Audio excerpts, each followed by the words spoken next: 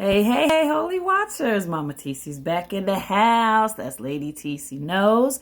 On YouTube, it's LADII Sings Jazz. And that's also in the bio and every description. So we're coming back with part 2 on these 2 near-death experiences. Just the meat, not the bones. I'm only giving you what you need from these, which is very significant in our journey as chosen ones and when our awakening, because what we're rising up and finding out and moving on into with the shifting and the changing of the dimensions and the times and everything, all the stuff we're learning about energy, frequency, sound, and vibrations, I have found 2 undeniable near-death experience people talking that are also established authors, and they're teachers and stuff on spiritual energy and everything. And I just took these clips out to give to you this information, which is going to be so astounding to you. I mean, it moved me, and I had 2 near-death experiences, but what they tell you is, and this guy now that I'm bringing to you, his name is Vincent Tolman.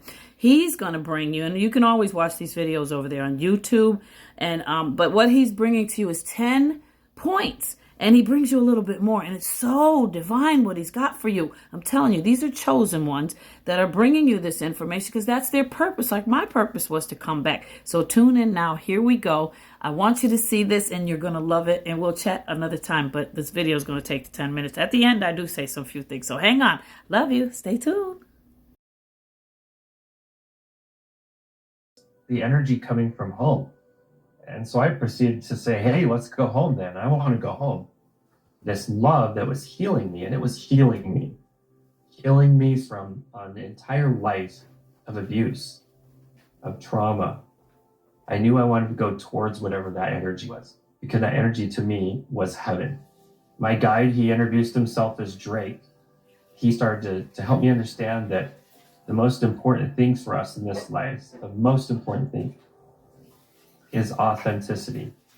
And that I needed to find out who I was authentically before I could even start this journey towards heaven, towards home. He helped me see that there was a version of me that I would go and be with my mom and dad. There was a version of me that would go be with my friends, a version of me that would go work construction sites or work different TV shows. So I knew there was all these different versions of me. And he helped me understand that I could stitch together a core of who I was between all of those situations. And that's who I really was, my authentic self. And he helped me understand that that was the most important self, was my authentic self, because that's the one that could grow. All the other different aspects of who I was, I couldn't grow because they were false aspects. But the authentic core of who I was, I could develop that core and get it ready for heaven. And that's where we're going. There's divine purpose behind our earth time. The purpose to earth is a classroom, and it never was a courtroom, no matter what religion teaches you. It's always been a classroom. In fact, most of the universe refers to earth as earth school, and it's one of the hardest schools there is because there is so much resistance, so much hardship here, but it's also one of the schools where you can gain the most. You live a lot harder life here, but you gain so much more than you do in other schools. Love was my third thing I had to learn about, and loving everyone specifically. That was different for me because I thought that would have been the first and foremost, most important thing. But Drake helped me understand that we can't even feel love, let alone share love, until we can be authentic and understand who we are and why we're here. Once I put those 2 together, I could actually love someone else as well as myself. But he helped me understand that our Creator loves all of us so much that our Creator has left an inner voice.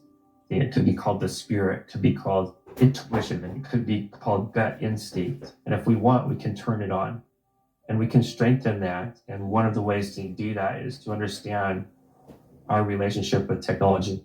The technology itself is going to either be lifting you up or tearing you down. And if you're not sure what it's doing, it's tearing you down, because it's only one direction or the other. And when it's lifting you up, you know it's lifting you up. So if you don't know what your technology is doing, then we know for sure it's tearing you down. Technology is just an energy. It's something that can be used for great good or great bad. The difference is us, what we allow in our own lives.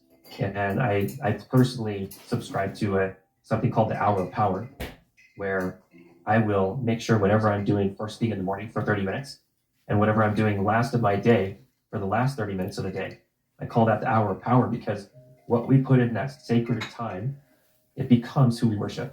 It becomes who we are as spiritual beings living this physical experience. It starts framing who we are. So it's important for us to really set an intention and set a love to that sacred space. And as we do that, and we put really good stuff in there, we start transitioning into a better person, into a great being, into a life that we want to have. But it puts us in the driver's seat and not life. He helped me understand that this midway point of going to heaven, there's a fence in the middle of the midway point, and it was called prejudice. And he helped me understand that I couldn't get to heaven until I released all prejudice. And I said, Drake, you're talking to the one guy who has no prejudice in his life.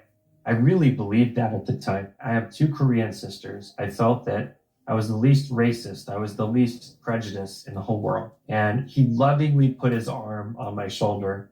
And he was like, Vinny, I'm so grateful that you don't have any prejudice. But what do you feel about prejudiced people? And when he said that, I was like, well, I'll tell you about prejudiced people.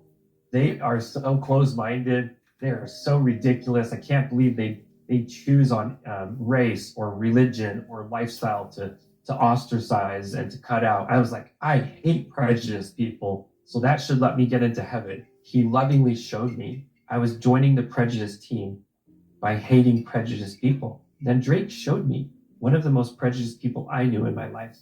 He showed me that person's path, and that I got to walk a mile in their shoes to kind of understand a little bit. I still didn't agree with them in any way, shape, or form, but I understood. But I also understood the key to helping them out of that is someone who didn't fit the stereotype. Someone like that who could come up and love that person, that's someone who can heal them of their prejudiced nature. If you can show enough love or pour enough love on the most prejudiced of souls and hearts, you can pull them out of it. You can save them. There's power in creation. And the power of it is our thoughts, that we literally create with our thoughts. If we can control our thoughts, we can control our creation, no matter what our life is throwing at us. If we can control our thoughts, we can control the outcome. The next step towards my progress was to understand that if my thoughts could create, how important it would be for me to avoid negative influences. Because if I put negative influences on my thoughts, I'll start thinking negative things. And so I need to really seek out positive influences and avoid negative influences in all their forms. Negative influences are entertainment, they're news, they're some friends, they're different apps on our phone that increase drama or increase reactivity to each other. And that was really important to me to understand that as we avoid negative influences, we also understand that evil has a purpose. Without a bad choice, there is no good choice. It's very important that we have the option of evil so that we get to choose. Because if we remove all bad choices, if we remove all evil, there's nothing to be learned. We're here to learn. This is a classroom. My last thing I learned with Drake before I got into heaven was that we're all one. We're not one being, but we are one in unity, in purpose, in light, and in love. And for us to hurt or harm another finger on the hand of our Creator, it's to hurt only ourselves. That there is not a way to win by cutting off one of your fingers. There's not a way. There is no winning a war. There's no such thing. Everyone loses in the war. By the time I finished that last principle or understanding with Drake, I actually touched down in this tremendous place that's heaven. And yes, it's a very real place. I saw the most beautiful hills and mountains, and I could feel the love of our Creator. Okay, y'all, chosen one family. So that's it. Those are those 2 main ones I found. I may find at other times. But see, what I want you to see is don't dismiss NDEs. Near-death experiences are really divine. the divine's way of sending back to give you the information and the tools you need. It's part of this whole journey.